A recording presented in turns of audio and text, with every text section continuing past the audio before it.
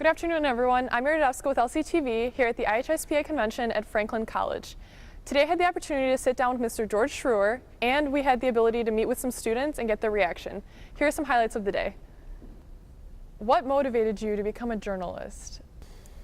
It was really my parents who wanted me to get involved in a program that was affiliated with the Indianapolis Star, now called Y-Press. And for me, it was an awesome opportunity. I had a couple friends who were involved with it, and as I did more and more of it, I loved the fact that I felt empowered to be able to tell someone else's story. And the idea that I could put myself in someone else's shoes was a really cool thing to experience at a pretty young age. How did it feel to receive all of your prestigious awards? You know, it's very humbling, but I think it's just I think it hopefully can serve kind of as a way to get other people involved and to show that you don't have to, you know, I'm a really average person, and anyone can step up to the plate and make a pretty huge difference. And I hope that that's what comes of, in the past when I've received those awards, that's really what I hope comes from it, is that people realize, hey, that could be me. Can you explain more about what Building Tomorrow Incorporated is? So Building Tomorrow is an organization that works with young people to raise funds and awareness to build schools in sub-Saharan Africa. Today we have 10 schools that are up and running and another 5 that are under construction. And in each one of the sites and communities in which we work, we partner with the local community to provide us with the labor and the land on which to build each school. And then the Ministry of Education provides the teachers. Can you explain more about what the Dog Street Journal is?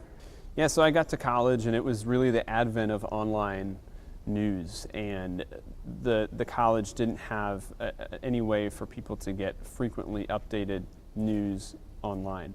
And so a friend of mine and I started what first was an online publication in an effort really to begin to capture what was happening on campus, but on a much more frequent basis.